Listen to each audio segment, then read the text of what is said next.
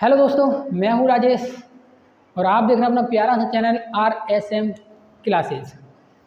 देखिए दोस्तों, आज ये 10th क्लास की विज्ञान की फिजिक्स, विज्ञान को 3 भागों में डिवाइड किया गया है, फिजिक्स, केमिस्ट्री और बायोलॉजी। इसमें आज हम इसका एक पार्ट स्टार्ट कर रहे हैं फिजिक्स।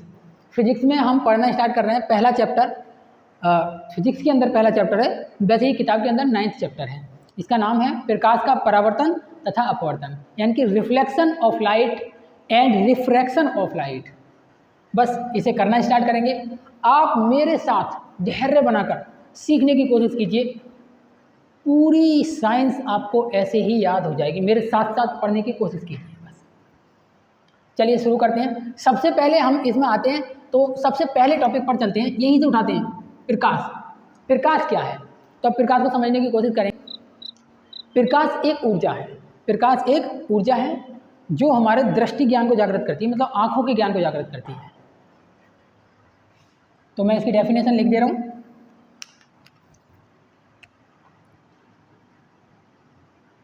प्रकाश, लाइट,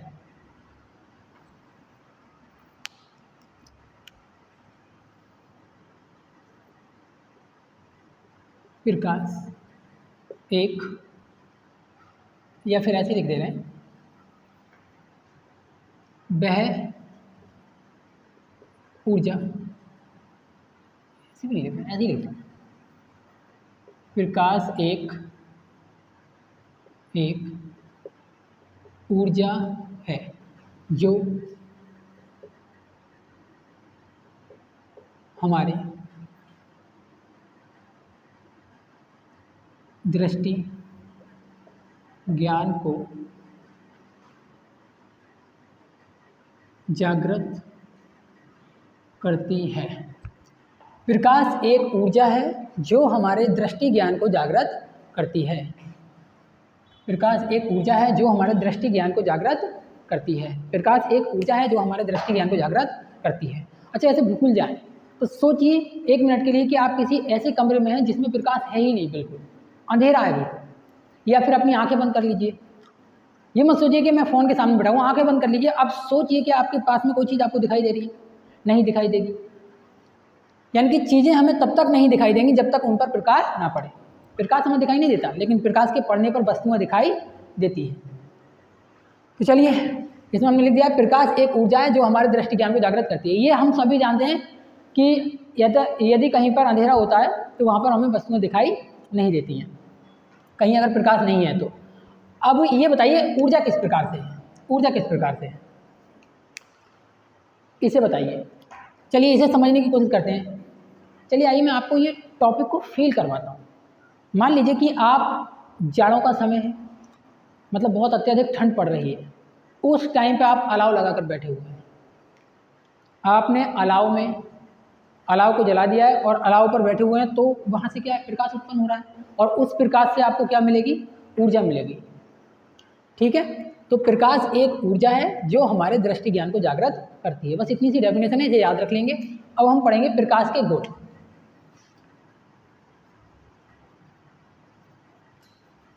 प्रकाश के गुण।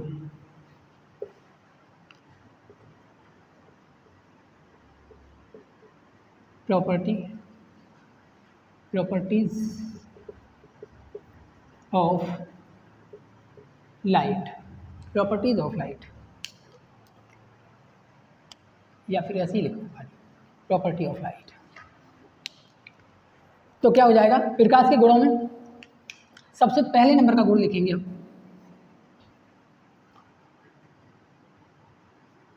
प्रकाश एक सीधी रेखा में गमन करता है, गमन करता है।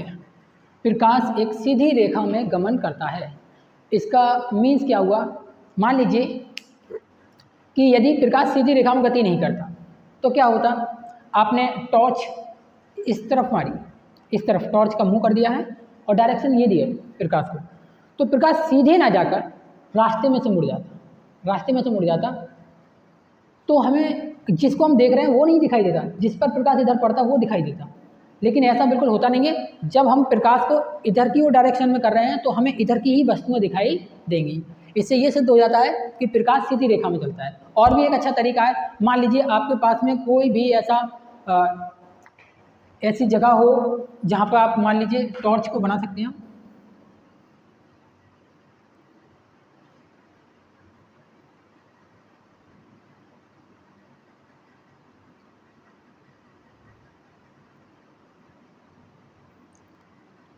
एक बात और, यहाँ पर कुछ कन्फ्यूजन ये रहता है कि प्रकाश तो यहाँ पर देखो, मान लो अगर फ़ोन की टॉर्च जलाते हैं आप तो इस तरह से लगता है कि फ़ोन की टॉर्च जो है इस तरह से फैलते हुए जा रही है, इस तरह से फैलते हुए जा रही है। तो आपको लगेगा कि ये तो टेढ़ी जा रही है। नहीं, टेढ़ी नहीं जा रही है, वो तिरछी जा रही है, टेढ़ी नहीं जा रही है। प्रकाश सीधी रेखा में चलता है, चाहे वो रेखाएँ ऐसी हों, चाहे वो रेखाएँ ऐसी हों, चाहे ऐसी हों, लेकिन चलेगा कैसा? सीधे मार्ग पर ही गमन करेगा। ठीक है।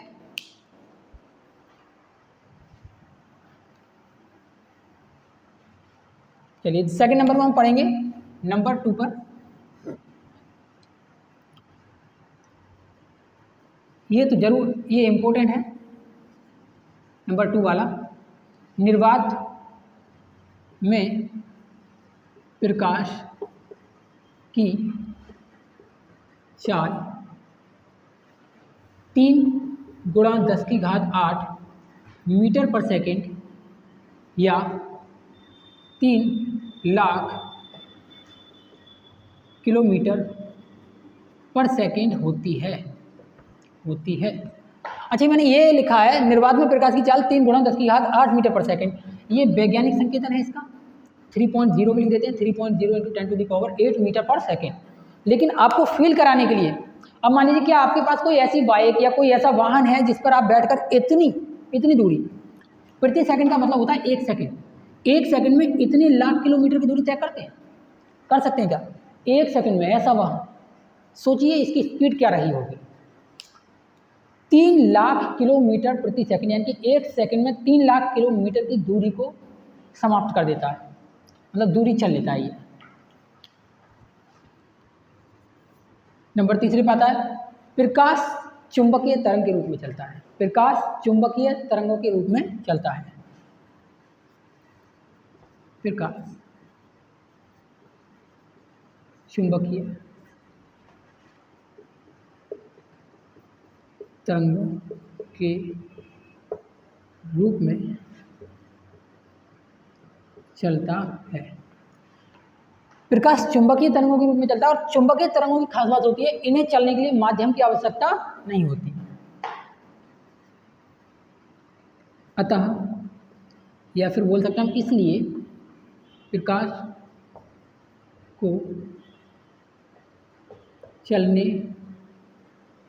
के लिए माध्यम की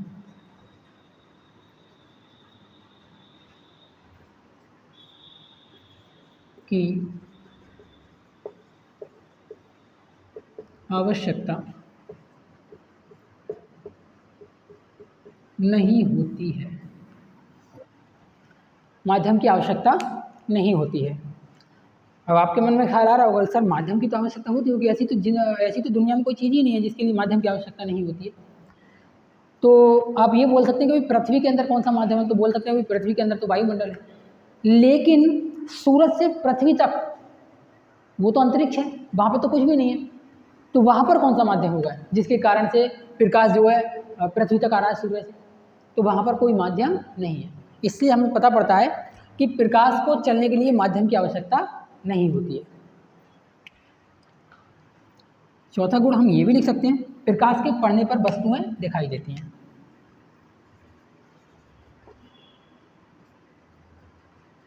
प्रकाश हमें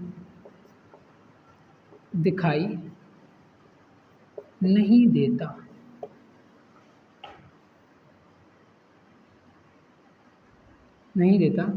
बल्कि प्रकाश के पड़ने पर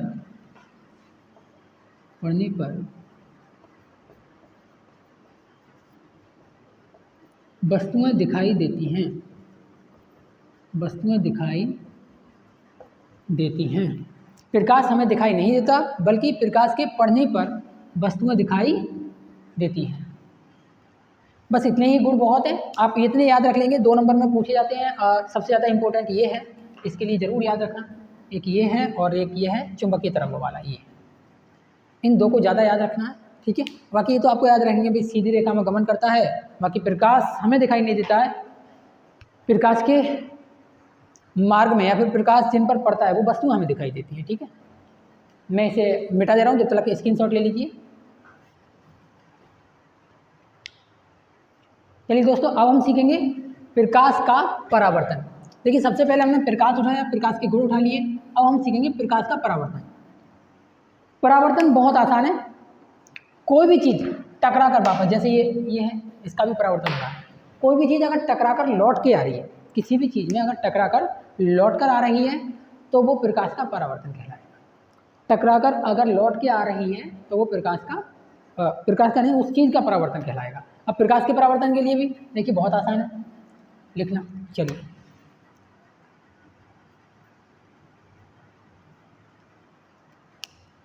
प्रकाश का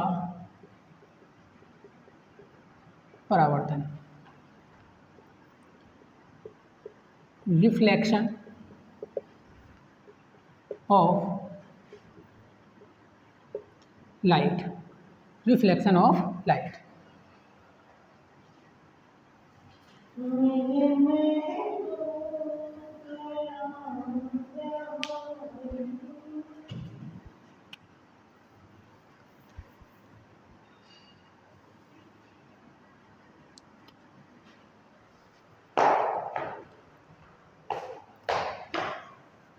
चलिए दोस्तों, अब हम आगे से करते हैं। रिफ्लेक्शन ऑफ लाइट में देखिए क्या होता है, ये वाला आपने काफ़ी बार किया होगा।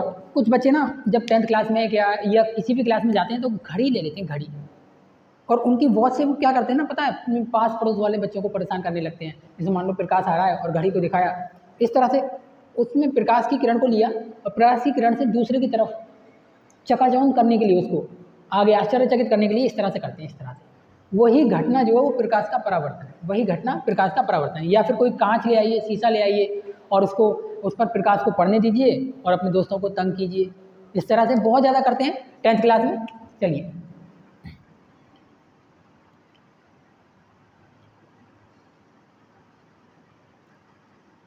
मैं परावर्तन इससे समझाऊंगा। मान लीजिए यहाँ पर कोई प्रकाश स्रोत है या कोई टॉर्च है या कुछ भी हो सकता है, प्रकाश स्रोत है। अब इस प्रकाश स्रोत से प्रकाश किरण निकली, मैं एक ही किरण के लिए उठा रहा हूँ इसा, एक ही किरण के लिए। जो एक किरण के लिए कंडीशन और शर्तें लगेंगी वही सभी किरणों के लिए लगेंगी। तो प्रकाश की किरण आई, आने वाली किरण को कहते हैं आपतित किरण और जाने वाली किरण को कहते हैं निर्गत, परावर्तित किरण। जाने वाली किरण को कहते हैं परावर्तित किरण।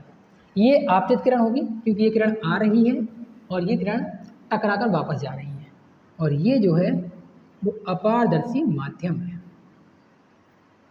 इस पर ये पॉलिश कर रखिए, इस पर ये पॉलिश कर रखिए ताकि प्रकाश आए और टकरा कर उसी माध्यम में वापस लौट जाए।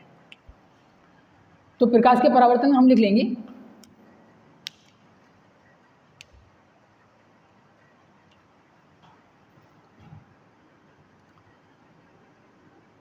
जब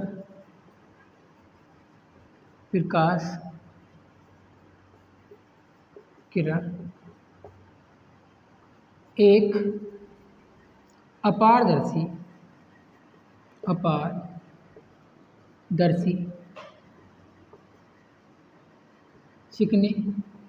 तल से टकराती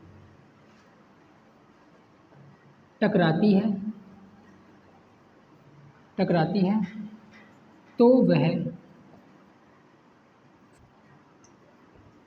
उसी माध्यम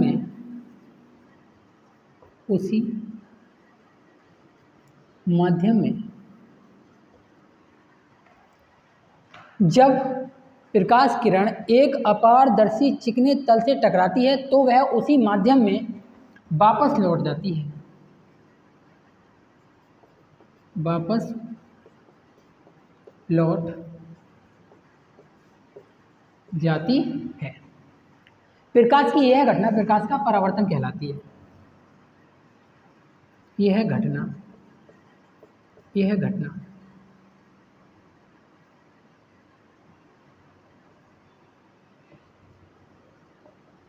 प्रकाश का परावर्तन कहलाती है। यह घटना प्रकाश का परावर्तन कहलाती है। देखिए इससे भी पता पड़ जाएगा। अच्छा यहाँ पर अब हम अभिलंब लगा दे रहे हैं, ज़्यादा अच्छा करके नहीं लगाना है। अभिलंब को इंग्लिश में कहते हैं नॉर्मल, इसे एन से शो कर दे रहे हैं। ये वो सतह है जहाँ पर प्रकाश किरण टकरा रही है। जिस बिंदु पर टकराती है उसे कहते हैं आपतन बिंदु। आपतन बिंदु। जो किरण आई है उसे कहते हैं आपतित किरण। आपतित किरण। अच्छा, आपतित किरण का अर्थ होता है इंसिडेंट रे, इंग्लिश में बोलते हैं इसे इंसिडेंट रे। और ये होती है परावर्तित किरण, रिफ्लेक्टिव रे। परावर्तित किरण, रिफ्लेक्टिव रे। जो एंगल यहाँ पर मिल रहा है इसे कहते हैं आपतन कोण, क्योंकि आने वाली किरण से और अभिलंब के बीच में, इसे लो मैं हिंदी में लिख दे रहा हूँ, अभिलंब, आने वाली किरण और अभिलंब के बीच में जो कोण बनता है उसे कहते हैं इंसिडेंट एंगल। इसे आई से शो करते हैं, हिंदी में बोलते हैं आपतन कोण। आपतन कोण। और इसे बोलते हैं रिफ्लेक्टिव एंगल, इसे करते हैं आर से शो, स्मॉल आर से, और इसे बोल देंगे परावर्तन कोण। परावर्तन कोण, परावर्तन कोण।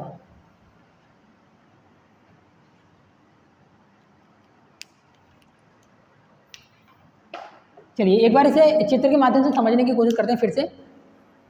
आपतित किरण जो आ रही है उसे क्या बोलते हैं? आपतित किरण। और जो कोण इसके और अभिलंब के और इस आपतित किरण के बीच में बन रहा है उसे कहते हैं आपतन कोण। और जो कोण अभिलंब तथा निकलने वाली यानी कि जो परावर्तित किरण है उसके बीच में बन रहा है उसे कहते हैं परावर्तन कोण। ठीक है। और जिस बिंदु पर ये सब घटनाएं घट रही हैं उसे कहते हैं आपतन बिंदु। जिस पर किरण आगे टकराई है उसे कहते हैं आपतन बिंदु। चलिए एक बार इसे रिपीट मार ले रहे हैं। प्रकाश का परावर्तन, रिफ्लेक्शन ऑफ लाइट। अब देखिए इसे बहुत आसान है। ये क्या है? अपारदर्शी तल। अपारदर्शी तल। तो यहाँ पर मैंने लिख रखा है, जब प्रकाश किरण एक अपारदर्शी चिकने तल से टकराती है, जब प्रकाश किरण एक अपारदर्शी चिकने तल से टकराती है तो वह उसी माध्यम में वापस लौट जाती है। यहाँ पर एक चीज़ और लिख लो,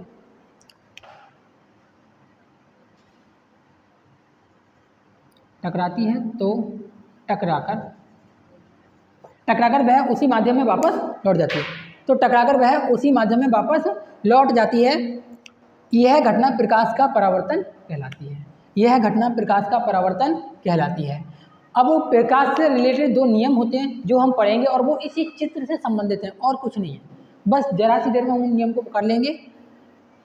चलिए जब तक एक स्क्रीनशॉट ले लीजिए आप और फिर मैं इसे मिटा दूंगा।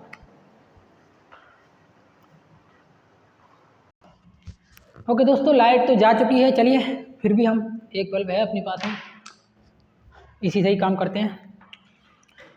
प्रकाश के परावर्तन के नियम। अब परावर्तन के नियम में करना क्या है हमको देख लीजिए। परावर्तन के नियम दो मुख्य नियम होते हैं परावर्तन के, वो हमें याद वगैरह तो करने की आवश्यकता नहीं है। अगर ये चित्र आपको याद रह गया ना बनाना तो नियम भी हो जाएंगे। अगर ये चित्र, लाइट आ गई, अगर ये चित्र बना लिया ना तो नियम हो जाएंगे। देखिए जो आने वाली किरण है इसका नाम बताया था मैंने, आपतित किरण। आने वाली किरण को क्या कहते हैं? आपतित किरण। अच्छा, जो टकराकर वापस जा रही है, जो किरण टकराकर वापस जा रही है उसे कहते हैं परावर्तित किरण। जो किरण टकराकर वापस जा रही है उसी माध्यम में, यहाँ पर मैंने माध्यम चेंज नहीं किया है, मैं बोल रहा हूँ उसी माध्यम में, उसी मार्ग से वापस नहीं हो जाती है। मैं बोल रहा हूँ उसी माध्यम में। माध्यम का मतलब ये है कि जिस माध्यम से, अगर मान लीजिए ये नंबर 1, ये माध्यम नंबर 1 है और ये माध्यम नंबर 2 है, तो कहानी ये है कि माध्यम 1 से आई और माध्यम 1 में ही चली गई, इधर उधर माध्यम नहीं है। माध्यम जो दूसरा होगा वो इसके अंदर माध्यम होगा। ठीक है, तो माध्यम 1 और 2। की बात समझेंगे तो माध्यम बन से ही आई और माध्यम बन में ही चली गई। तो मेरे कहने का मतलब ये था, जब कोई प्रकाश किरण किसी चिकने तल से टकराकर उसी माध्यम में वापस लौट जाती है, टकराकर उसी माध्यम में वापस लौट जाती है, तो प्रकाश की इस घटना को प्रकाश का परावर्तन कहते हैं। अब हम यहाँ पर पढ़ेंगे उसके नियम। तो नियम में क्या होगा, देखिए एक नियम तो हमारा बनेगा इसकी लंबाइयों से रिलेटेड, एक नियम बनेगा लंबाइयों से रिलेटेड। देखिए लंबाइयाँ क्या क्या हैं, एक तो ये है दूरी, एक ये दूरी है, किरण की लंबाई है, ये है और एक ये है, ये 3 लंबाइयाँ हैं, इनसे मिलकर एक नियम बनेगा। हम बोलेंगे भाई आपतित किरण, परावर्तित किरण तथा आपतन बिंदु पर अभिलंब, 3 ही चीज़ें बोला हूँ फिर से, आपतित किरण, परावर्तित किरण तथा आपतन बिंदु पर अभिलंब, तीनों 1 2 3 तीनों एक ही तल में होते हैं। बहुत आसान है, आपतित किरण, परावर्तित किरण तथा आपतन बिंदु पर अभिलंब तीनों एक ही तल में होते हैं। यहाँ पर लिख दे रहे हैं परावर्तन के 2 मुख्य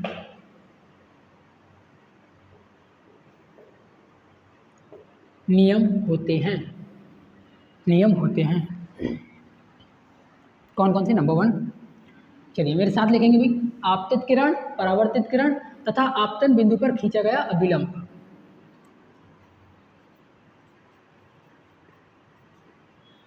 आपतित किरण,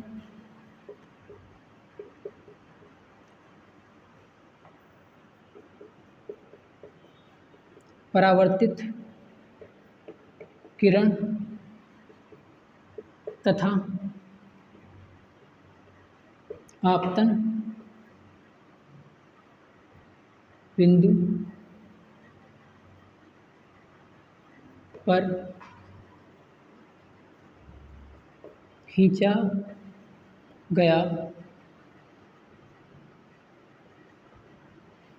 देखिए फिर से भाई, आपतित किरण, कॉमा लगा लीजिए यहाँ पर, आपतित किरण, परावर्तित किरण तथा आपतन बिंदु पर खींचा गया अभिलंब, तीनों एक ही तल में होते हैं, एक ही तल में होते हैं, तीनों एक ही तल में होते हैं। नियम नंबर 2 बचा, मैं उसको इधर लिख दे रहा हूँ, यहाँ पे लिख दे रहा हूँ, आप नियम नंबर 2 डाल लीजिए और यहाँ से नोट डाउन कर लीजिए, ठीक है। मैं यहाँ पर लिख दे रहा हूँ, नियम नंबर 2 क्या है, देखिए हमने लंबाइयों से रिलेटेड तो माप लिया लेकिन एंगल से रिलेटेड नहीं मापा, तो बस एक ही और नियम बन सकता है, एंगल से रिलेशन और बन जाए, बस यही नियम बचा है दूसरा वाला। तो दूसरा वाला नियम क्या होगा भाई, आपतन कोण तथा परावर्तन कोण दोनों परस्पर बराबर होते हैं, परस्पर का मतलब आपस में बराबर होते हैं, बस लिख देंगे हम, आपतन कोण तथा, अच्छा आपतन कोण को मैं बढ़ा दे रहा हूँ, आपतन कोण यानी कि जैसे आप बोल रहे थे एंगल आई, ये एंगल का चिन्ह है इस तरह से, ठीक है, एंगल आई तथा परावर्तन कोण,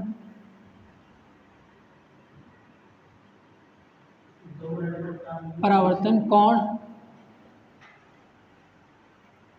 एंगल आर परस्पर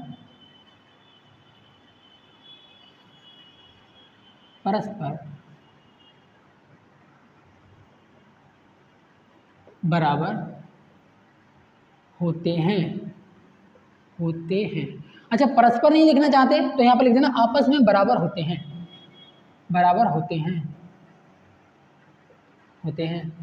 अर्थात इसको एक स्टेटमेंट में भी समझा जा सकता है, और स्टेटमेंट क्या रहेगा देखिए जरा,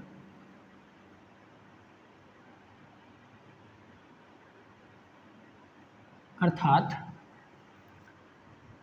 angle I is equals to होगा एंगल आर। चलिए स्क्रीनशॉट ले लीजिए,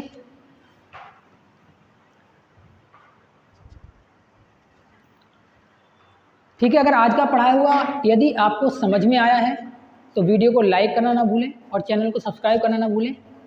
मिलते हैं, राम राम, नमस्ते।